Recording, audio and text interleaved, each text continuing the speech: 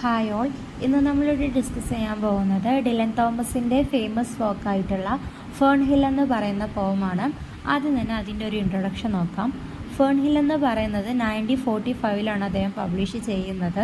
ഈ ഒരു പോമിൽ പറയുന്നത് വെയിൽസിലുള്ള തൻ്റെ ആൻറ്റിയുടെ ഫാമിലുള്ള അദ്ദേഹത്തിൻ്റെ ചൈൽഡ്ഹുഡ് എക്സ്പീരിയൻസസ് ആണ് ഇതിൽ പറയുന്നത്.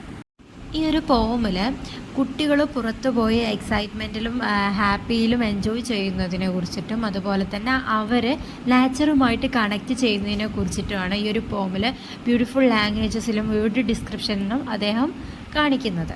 അതുപോലെ തന്നെ ഈ ഒരു ചൈൽഡ്ഹുഡിലുള്ള ഇന്നസെൻസും വണ്ടേഴ്സും ഒക്കെ ഗ്രോയിങ് അപ്പ് ചെയ്യുന്ന സമയത്ത് ഉണ്ടാവില്ല എന്നുള്ള ഒരു സാഡ്നെസ് നമുക്ക് ഈ ഒരു പോമിൽ കാണാൻ കഴിയും. ഫസ്റ്റ് സ്റ്റാൻസയിൽ പോയിട്ട് പറയുന്നത്, അതായത് അദ്ദേഹം യങ് ആയിരിക്കുന്ന സമയത്ത് അദ്ദേഹം റിലാക്സ് ചെയ്തിരുന്നത് ആപ്പിൾ ട്രീയുടെ താഴെയായിരുന്നു. അതുപോലെ തന്നെ നൈറ്റിലുള്ള സ്റ്റാറുകൾ കാണുമ്പോഴും അതുപോലെ ബ്രൈറ്റ് ഗ്രീൻ ഗ്രാസസ് കാണുമ്പോഴും അദ്ദേഹത്തിന് വളരെ ഹാപ്പി തോന്നിയിരുന്നു എന്നാണ് പറയുന്നത്. പിന്നെ അദ്ദേഹം പറയുന്നുണ്ട്, അദ്ദേഹത്തിന് തോന്നുന്നത്, അതായത് ടൈം എന്ന് പറയുന്നത് ലൈഫ് എക്സ്പ്ലോർ ചെയ്യാനും അതുപോലെ എൻജോയ് ചെയ്യാനും പ്ലേ ചെയ്യാനുള്ളതാണെന്ന് അദ്ദേഹത്തിന് തോന്നി. ടൗണിൽ അദ്ദേഹം പോപ്പുലർ ആയതുകൊണ്ട് തന്നെ അദ്ദേഹത്തിന് ആപ്പിൾ ഓർക്കിഡ്സിലെ ഒരു കിങ്ങിനെ പോലെ അദ്ദേഹത്തിന് തോന്നി. അതുപോലെ അദ്ദേഹം പോകുന്നിടത്തൊക്കെ ഫ്ലവേഴ്സും ഗ്രാസസും സ്പ്രെഡ് ചെയ്ത് മരങ്ങൾ വിടർത്തിയിരിക്കാൻ നിർബന്ധിക്കുന്നത് പോലെ അദ്ദേഹത്തിന് തോന്നി. വിൻഡ് ബ്ലോ ചെയ്ത സമയത്ത് ആപ്പിള് ഗ്രൗണ്ടിലേക്ക് വീണപ്പോൾ അദ്ദേഹത്തിന് ഷൈനി റിവർ പോലെ അത് തോന്നി.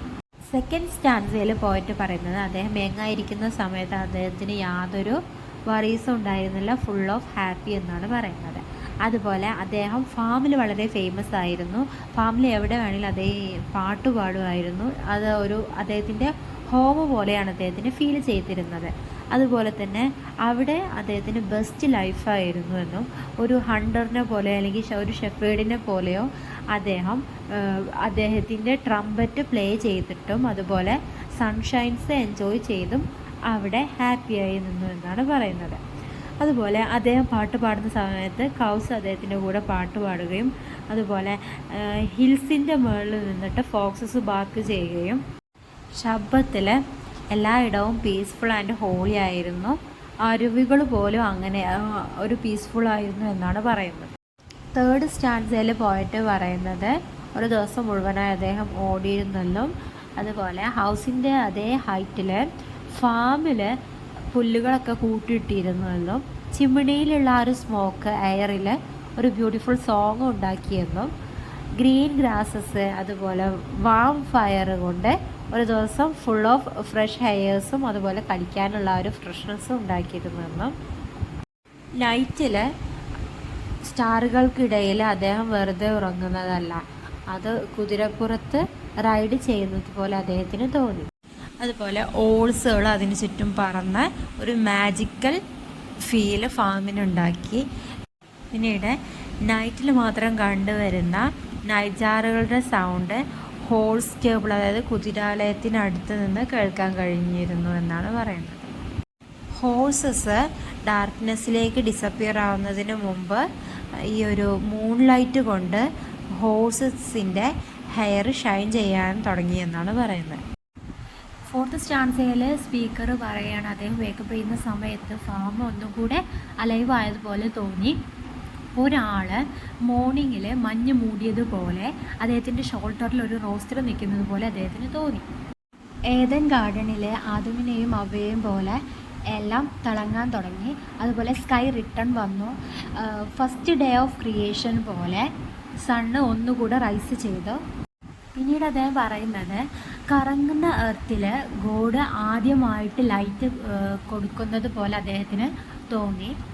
പിന്നീട് അദ്ദേഹം പറയുന്നത്, ഹോഴ്സസിനൊക്കെ അതൊരു അമേസിങ് ആയിട്ട് തോന്നി, കാരണം ഗ്രീനിഷ് ആയിട്ടുള്ള അവരുടെ ആ ഒരു തൊഴുത്തിൽ ഒരു വാം ഫീൽഡ് ആയതുകൊണ്ട് തന്നെ ഇതൊക്കെ ഗോഡിൻ്റെ ഒരു പ്രൈസിങ് ആണെന്നാണ് പറയുന്നത്. ഫിഫ്ത്ത് സ്റ്റാൻസയിൽ പോയിട്ട് പറയുന്നത്, പുതുതായിട്ട് ഫോം ചെയ്തിട്ടുള്ള ക്ലൗഡ്സിൻ്റെ അടിയിലുള്ള അദ്ദേഹത്തിൻ്റെ ഹാപ്പി ഹൗസിൽ അടുത്തുള്ള ഫോക്സസിനും പെസൻസിനും ഇടയിൽ അദ്ദേഹം ഫേമസ് ആണെന്ന് പറയും.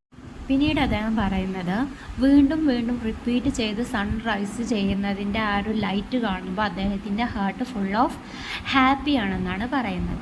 പിന്നീട് അദ്ദേഹം പറയുന്നത്, അദ്ദേഹം കെയർലെസ് ആയിട്ട് അദ്ദേഹം ഓടാൻ തുടങ്ങി.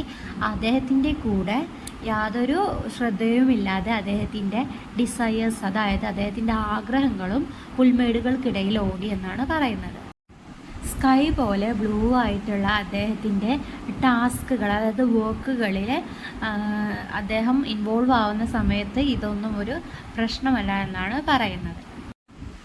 ടൈം ഉണ്ടല്ലോ, ടൈം എന്ന് പറഞ്ഞാൽ കാലം, അതിൻ്റെ ഒരു ബ്യൂട്ടിഫുൾ മ്യൂസിക് ഉണ്ടാവത്തില്ല. അതിനോടൊപ്പം തന്നെ ചൈൽഡ്ഹുഡ് സോങ്സ് ആസ്വദിക്കാൻ പീപ്പിൾസിനെ അലൗഡ് ചെയ്യില്ല എന്നാണ് പറയുന്നത്. പിന്നെ പോയിട്ട് പറയുന്നുണ്ട്, അതായത് ഇൻഎക്സ്പീരിയൻസസ് ആയിട്ടുള്ള ഫുൾ ഓഫ് ജോയ് ആയിട്ടുള്ള കുട്ടികൾ അവരുടെ ഇന്നസെൻസ് ടൈമിനെ ഫോളോ ചെയ്ത് പോവേണ്ടി വരുമെന്നും അദ്ദേഹം പറയുന്നുണ്ട്. സ്പീക്കർ തന്നെ പറയുന്നുണ്ട്, ലാമ്പിനെ പോലെ തൻ്റെ ഇന്നസെൻസ് അത് കെയർലെസ് ആക്കിയിരുന്നു എന്ന് അദ്ദേഹം തന്നെ പറയുന്നുണ്ട്. ഷാഡോയിലേക്ക് നയിക്കും, അതായത് ഉദിച്ചുയർന്നിട്ടുള്ള മൂണിൻ്റെ ആ ഒരു ലൈറ്റിൽ അദ്ദേഹത്തിനെ നയിക്കുമെന്നാണ് പറയുന്നത്. അതുപോലെ തന്നെ അദ്ദേഹത്തിന് മനസ്സിലായിട്ടില്ല, അതായത് അദ്ദേഹം ഉറങ്ങുന്ന സമയത്ത് അദ്ദേഹത്തിൻ്റെ വാലുകൾക്ക് മുകളിലൂടെ ടൈം പറന്നു പോകുമെന്ന് അദ്ദേഹത്തിന് മനസ്സിലായില്ല എന്നും കൂടി പറയുന്നുണ്ട്. ഈ ഒരു സ്റ്റാൻസൊക്കെ നമ്മൾ വായിക്കുന്ന സമയത്ത് ഞാനിവിടെ ഷോർട്ട് ആക്കിയിട്ടുള്ളൊരു സമ്മറി കൊടുത്തിട്ടുണ്ട്. അത് വായിച്ചിട്ട് മനസ്സിലായി, കാരണം കുറച്ച് ടഫാണ് ഈ ഒരു സ്റ്റാൻസാസൊക്കെ മനസ്സിലാക്കിയെടുക്കാൻ. 6th സ്റ്റാൻസയിൽ പോയിട്ട് പറയുന്നത്, അദ്ദേഹം വേക്കപ്പ് ചെയ്ത സമയത്ത് ഫാം ഇല്ലാതാകുമെന്നും അതുപോലെ കുട്ടികളൊന്നും ഇല്ലാതാകുമെന്നും അദ്ദേഹം പറയുന്നുണ്ട്. അതുപോലെ തന്നെ അദ്ദേഹത്തിൻ്റെ ചൈൽഡ്ഹുഡ് എന്ന് പറയുന്നത് ഹാപ്പി ആയിരുന്നു എന്നും പിന്നീട് ടൈം അദ്ദേഹത്തിനെ എംബ്രേസ് ചെയ്തു എന്നും അദ്ദേഹം പറയുന്നു.